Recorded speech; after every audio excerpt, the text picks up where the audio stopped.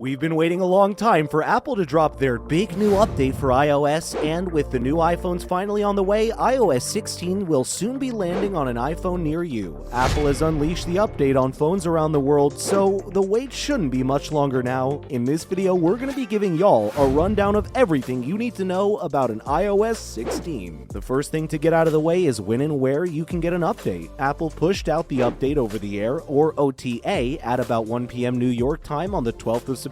The time it lands for you will, again, depend on where you are, but you should be rocking the new iOS before long. Apple also releasing the watchOS 9 update at the same time, so keep your Apple Watch ready for that. As for which devices can get the update, there's some bad news on that front. While Apple had given the iPhone 6 generation an unprecedented lifespan throughout iOS updates, that generation of iPhone has finally been left behind. This isn't the only generation either, as iOS 16 will only be coming to the iPhone 8 from 2017 and later. On the watch side of things, Apple has finally taken the ancient Series 3 out of its official product lineup. As such, the Series 3 and earlier watches are being left out of the watchOS 9 update. Though we're thinking that owners of those watches might be grateful to be spared the inconvenience. Because of the technicalities of how Apple Watches work, it isn't enough to just have a supported Apple Watch. If you say you're supporting a Series 7 with an iPhone 7, your watch will not qualify for the update. Only phones that support the newest iOS can update their partner watch to the newest watchOS. Now that you've verified you have the support devices, how do you actually get the update? Software updates for iPhones are hardly rocket science. If your phone hasn't prompted you to install the update already, simply mosey on over to the Setting app and then go to the General section. There you'll find the Software Update section,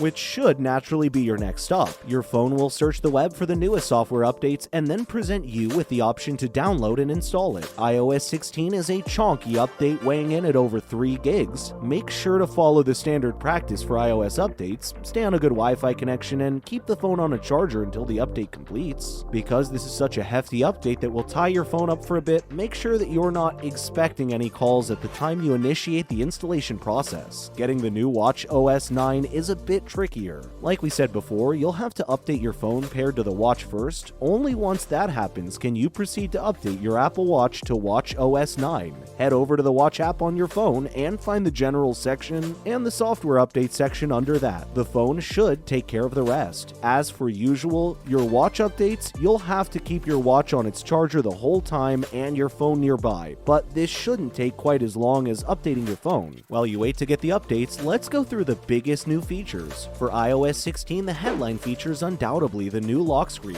While phones are using the lock screen to differentiate themselves from the competition, this is a rare occasion where you actually get to personalize the lock screen to your liking. Apple's included a lot of bells and whistles to make your screen lock your own. The lock screen will show the clock and date as usual, and you'll now be able to choose from several font styles and colors for this stuff. Also under the date, you have now room to add your widgets that resemble the complications from the Apple Watch. This can include weather information, upcoming alarms and events, and your fitness rings. More on that later. And all these things won't just be plastered on top of your wallpaper. iOS 16 can separate the subject of a picture from the background, and the lock screen can position the date, time, and widgets behind the subject in a cool little effect. Finally, you can now have completely different lock screens for different focus models. If you want to set up a different font wallpaper instead of widgets for while you're at work, you can do that. If you want a different lock screen when you're working out, you can do that. It's another example of how you can make your iPhone work for you instead of the other way around. The lock screen also works really well on the always-on displays in the new iPhone 14 Pro and Pro Max, dimming the wallpaper to highlight the clock, date, and widgets. A simple thing done very tastefully. Speaking of the lock screen, notifications are getting revamped too. As the iPhones get bigger, it's harder to reach for the top of the screen without using your other hand or doing some crazy hand gymnastics. While you might not open the control center too often, this can make accessing your notifications annoying. That's why in iOS 16, notifications will actually scroll up from the bottom of the screen, making it easier to open or dismiss them. It sounds like such an obvious move, and yet you don't see it on other smartphones. Also new to iOS are live notifications. While apps could send you constant notifications for things you're tracking before, the actual tracking information was only available in the app itself, forcing you to make a trip to the app.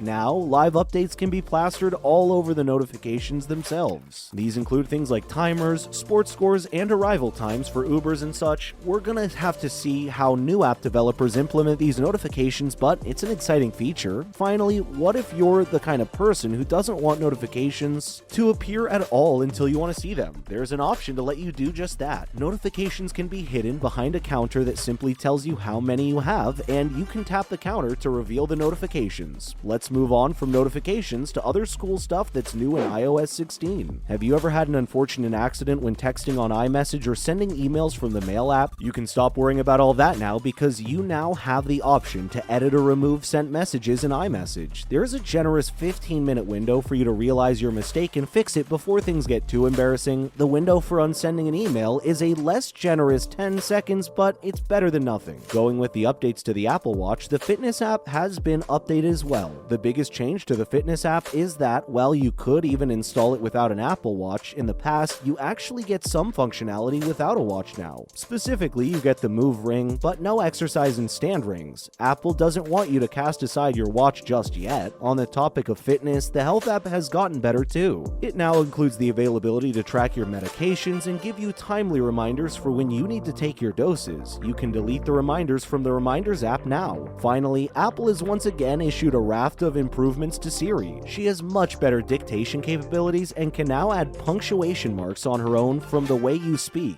You can even say heart emoji or something to add emojis, and this is all the device, meaning it doesn't require an internet connection. Will that be the edge Siri needs to beat out Google Assistant? We shall see. And before we go, let's quickly recap what's new in watchOS 9. First, and maybe the most exciting, new faces. The astronomy face has been updated, while the lunar face allows you to follow one of the lunar time and calendar systems like the ones used by Muslims. You also get a metropolitan face with long skinny indices and complications, and the playful face designed by Joy Fulton. Complications are also coming to more faces now, and you can pin your favorite apps too. The Fitness app has gotten updates on the watch end as well. There's a whole suite of metrics to track running, possibly to pair with the running features on the new Apple Watch Ultra. The new multi-sport workout option will be a great news for triathletes as they can transition from swimming to biking to running without even closing the workout. And finally, the Apple Watch has improved health features with more robust sleep cycle tracking and the ability to monitor and record atrial fibrillation. The medicine reminder feature we talked about on the phone's Health app has an equivalent on the watch too. That's it for today's video. Have you updated to the new iOS or watchOS yet? Which features are you most excited about? And what would you like to see in iOS 17? Let us know in the comments section below, and don't forget to like, share, and subscribe. Thank you for watching.